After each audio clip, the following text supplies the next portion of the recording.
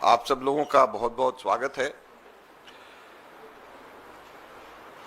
जैसे कि आप लोग देख रहे होंगे कि आज हम सब लोग कांग्रेस पार्टी के परिवार के अंदर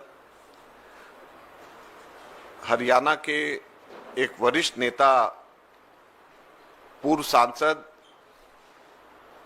भारतीय युवक कांग्रेस के पूर्व अध्यक्ष, भारतीय राष्ट्रीय छात्र संगठन के पूर्व अध्यक्ष,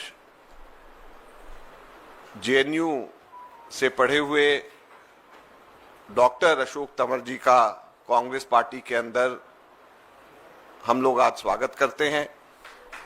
और सबसे पहले तो मैं जो एक रस्म यहाँ पर कांग्रेस के हेडक्वार्टर्स में वरिष्ठ नेताओं के स्वागत पे होती है उसको मैं पूरा करना चाहूंगा। आप लोगों के फोटो ऑप भी साथ साथ में होगा।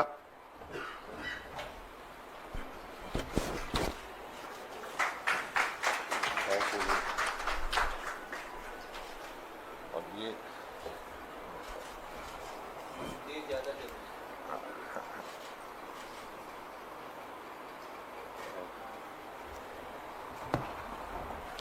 और ये संविधान की एक प्रति जो हमने अशोक तंवर जी को, डॉक्टर अशोक तंवर जी को दी है। हम सब लोग जिसकी रक्षा करने के लिए हम सब लोगों ने ठाना है, हमारे नेता राहुल गांधी जी के नेतृत्व में कांग्रेस पार्टी ने ठाना है। हम लोग ये उम्मीद करेंगे कि संविधान की रक्षा के लिए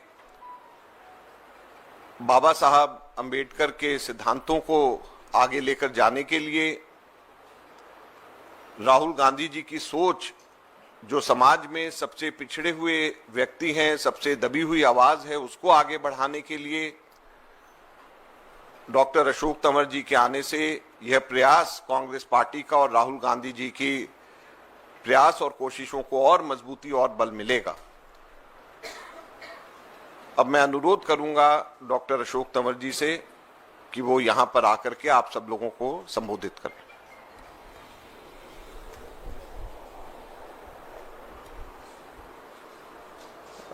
हमारे एआईसीसी के ट्रेजरर आदरणीय अजय माकन जी, सभी हमारे पत्रकार, छायाकार, प्रिंट, इलेक्ट्रॉनिक मीडिया के साथीगण, सभी आपके माध्यम से हरियाणा के मेरे बड़े बुजुर्गों को, माताओं बहनों को, युवा साथियों को, सबको मेरा नमस्कार। और आप सब जानते हैं कि मेरे राजनीतिक जीवन की शुरुआत कांग्रेस पार्टी से हुई, कांग्रेस के झंडे के तले हुई और छात्र जीवन से हमने शुरुआत करी।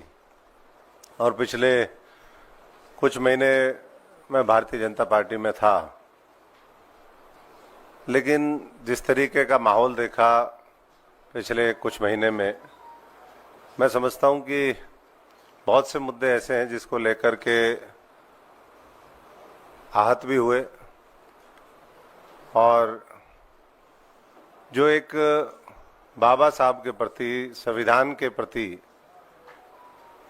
जिस तरह की आस्था होनी चाहिए थी, वो मुझे लगता है कि वहाँ नहीं है। और दूसरी तरफ राहुल गांधी जी देश के अंदर देश को जोड़ने के लिए बाबा साहब का दिया हुआ संविधान कैसे मजबूत हो, उसके माध्यम से लोगों को अधिकार कैसे मिले, आरक्षण कैसे जिन वर्गों के लिए, चाहे वो दलित हों, पिछड़े हों, उनको उसका संपूर्ण लाभ मिले और देश की तरक्की में, देश की खुशहाली में उनकी भी बड़ी भूमिका हो, ये हमेशा उन्होंने सपना देखा।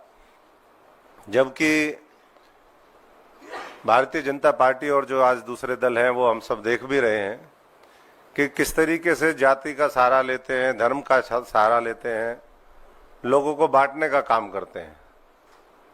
और पिछले दिनों आपने, हमने सबने देखा कि किस तरीके से, चाहे वो भारत जोड़ो यात्रा हो, चाहे तमाम इस तरीके के कार्यक्रम जो कांग्रेस पार्टी ने चलाए, राहुल जी के नेतृत्व में, खड़गे जी के नेतृत्व में, सोनिया जी के नेतृत्व में, उसने पूरे देश को एक दिशा देने का काम किया। लोगों के अंदर विश्वास फिर जागृत हुआ कि देश और मजबूती से आगे बढ़ेगा जब कांग्रेस पार्टी देश के अंदर मजबूत होगी। और वो चुनाव लोकसभा के हुए, हमने नतीजा देखा, कांग्रेस ने अपनी टैली को डबल किया।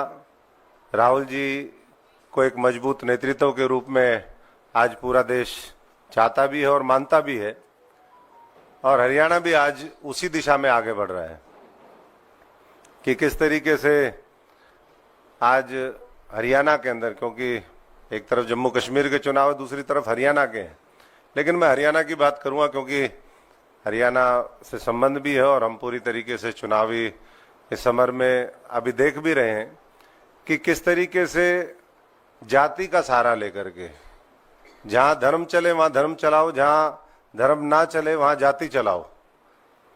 ये आज मैं समझता हूं कि भारतीय जनता पार्टी की नीति है, और इसको देख करके और हमें और ज्यादा मैं समझता हूं कि हाथ हुआ। और यही सब देख करके आज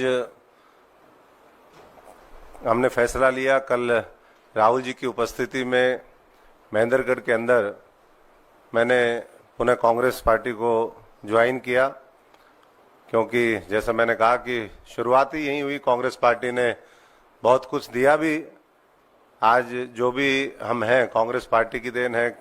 अगर आज कोई दल मुझे लेता है या लिया किसी ने, तो मैं समझता हूं कि वो कांग्रेस का दिया हुआ ही था, जो हमें कांग्रेस ने सिखाया, दिखाया, लोगों के बीच में संघर्ष करने का मौका दिया, उसी के आधार पर।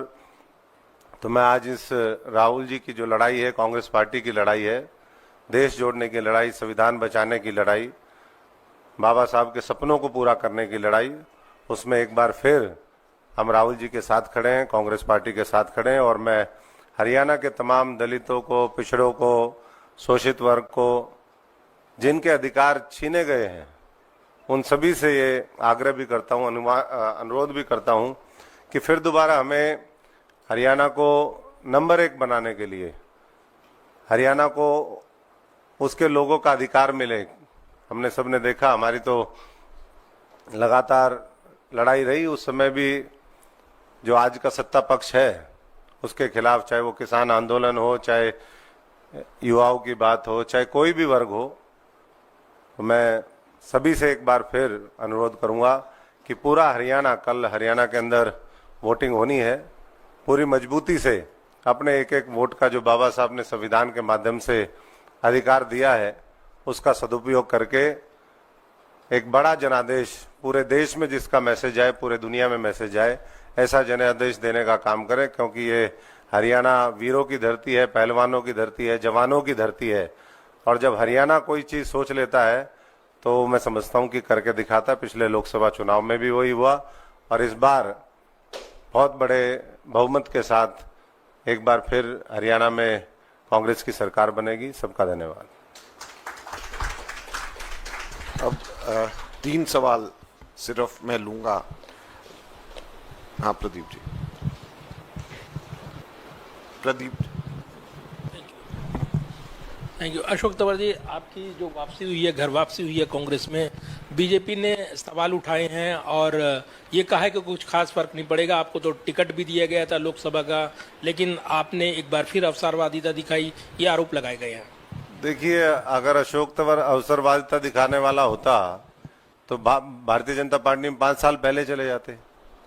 तो इसलिए मैं इस मंच से, क्योंकि आज हम पॉजिटिव नोट के साथ शुरुआत करना चाहते हैं, मैं ये नहीं कहना चाहूंगा कोई नकारात्मक बात, लेकिन भारतीय जनता पार्टी खुद जानती है कि अशोक तंवर नहीं आ रहा वहां पर भारतीय जनता पार्टी आ रही है, भारतीय जनता पार्टी की नीति आ रही है। हाँ जी।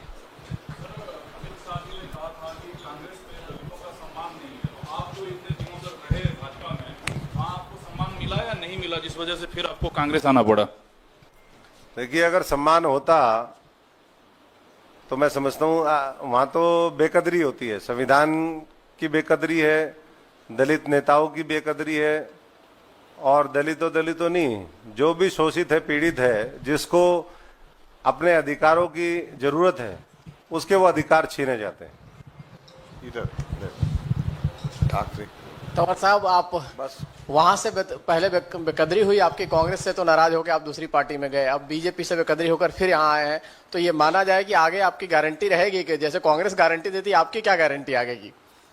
देखिए, वैसे तो कहते हैं सुबह का भूला शाम को लौटाए, तो भूला नहीं होता। और ये तो अपना घर है। आप भी घर से जब निकलते हैं, पूरी दुनिया में कहीं भी घूम के आएंगे तो वापस आखिर घर में आकर ही रुकेंगे। और जब घर छोड़ता आदमी तब घर की ज्यादा कदर पता चलती है। तो दूर के ढोल सुहावने होते हैं, कहते हैं ना, distant grass is always greener. तो दूर से हमें लगता था, अब तो मैं पूरा पॉलिटिकल सिस्टम 360 डिग्री सारा चीज समझ करके आया हूं, और इसलिए आज राहुल जी के साथ खड़े हैं। धन्यवाद, थैंक यू। थैंक यू जी। जय संविधान, जय राहुल गांधी।